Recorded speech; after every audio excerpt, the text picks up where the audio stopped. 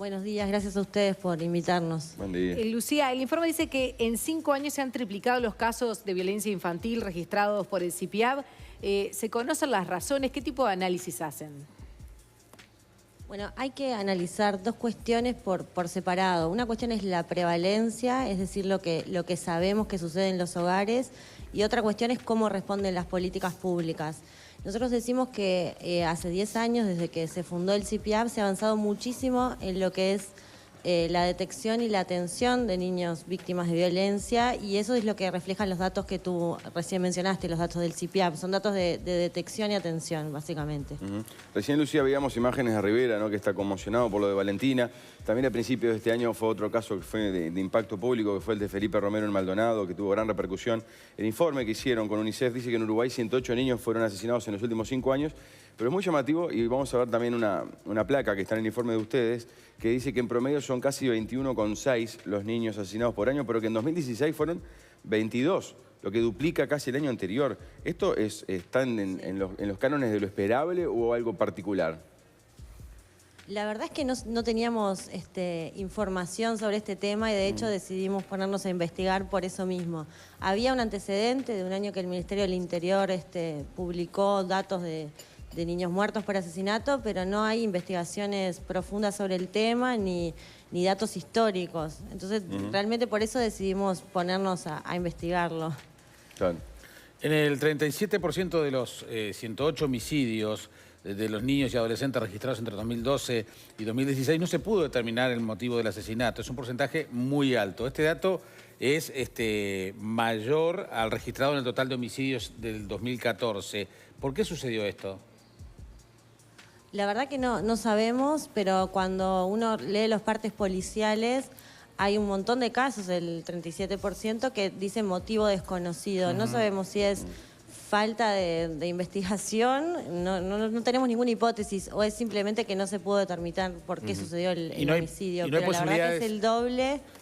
¿Y no hay posibilidad de incidir en las autoridades justamente para tratar de que el resultado de esa investigación sea más efectivo?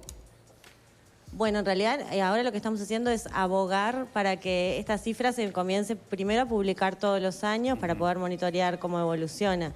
Y después, supongo, nosotros confiamos en que las autoridades y las instituciones hacen el mejor trabajo, y si no lo hacen, estas cifras impulsarán a que lo hagan, digamos. Sí, claro. Además, esto se da en un contexto más general, ¿no? Porque allí, cuando se habla de muertes de menores de 18 años, algunos pueden enseguida tratar de atribuirlas a casos de adolescentes ya vinculados de alguna manera al mundo del delito, a infracciones con la ley, pero hay un porcentaje muy importante que se da entre menores de 14 años, de 13 años, de 12 años, con lo cual estamos hablando de un problema que va más allá. Incluso si uno mira las cifras generales, que no hacen solo a los asesinatos, sino que hacen a la violencia, ¿no? Y ahí nos encontramos con que más de la mitad de los niños han sido sometidos a métodos violentos de disciplina. ¿Qué se entiende por un método violento de disciplina, a lo cual 54,6, casi 55% de los niños ha sido sometidos? Estamos hablando de unos 350.000. Es impresionante.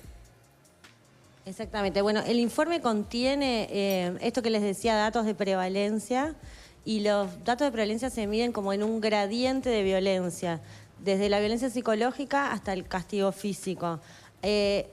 Sabemos que es súper difícil medir estas cuestiones porque hay un montón de problemas para lo que se llama operacionalizar los conceptos. Por ejemplo, ¿qué es violencia psicológica? Bueno, pero hay un consenso internacional, o por lo menos de UNICEF, que lo mide en muchos países, sobre qué es lo que se mide. Y se mide el uso de violencia psicológica, que tiene que ver con el grito, pero tiene que ver con la humillación y el insulto, y el castigo físico, que tiene que ver obviamente con los golpes. Y esos datos que ustedes decían pertenecen a la encuesta MIX, donde se le pregunta al adulto si en el último mes utilizó alguno de esos métodos con uno de los niños a su cargo.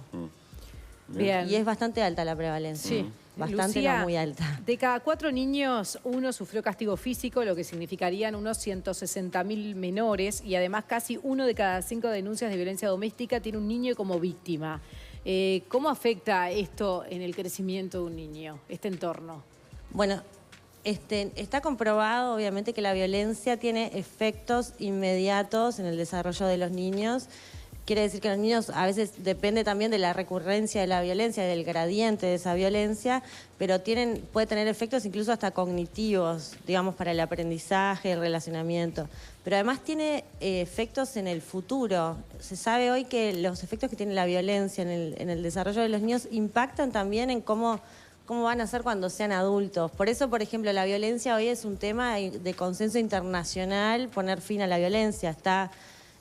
Hay varias metas, como los Objetivos de Desarrollo Sostenible de las Naciones Unidas, que se proponen erradicar la violencia, pero la violencia es un obstáculo para el desarrollo de los países.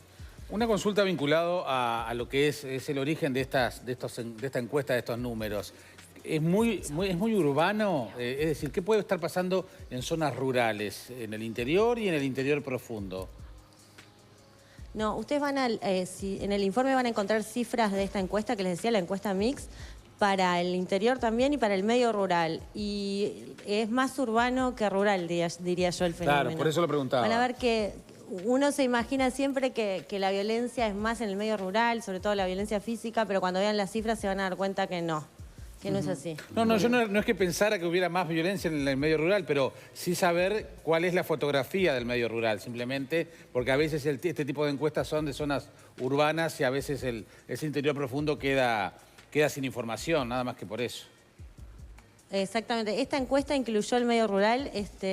La verdad que hacer encuestas que incluyan el medio rural es muy caro, Sí, así claro. que por eso nunca está incluido, porque Claro. realmente es muy caro. Y encontrar niños que represente una muestra representativa de niños pequeños en el medio rural es muy difícil. Claro. Pero esta encuesta, que es vieja ya, que es una de las cosas que decimos en el informe, que no se producen datos con regularidad sobre prevalencia de violencia hacia los niños, niñas y adolescentes, que es algo que el país podría proponerse hacer, tanto para medir la prevalencia como también en los registros administrativos de las instituciones que producen información sobre la violencia. Por ejemplo, las denuncias de violencia doméstica podrían publicarse también por edad de la víctima. Porque Bien, nosotros Lucía encontramos que casi 1 de cada 5 la víctima es un niño. Lucía Barraza, muchísimas gracias por estos detalles de este informe. Hasta luego.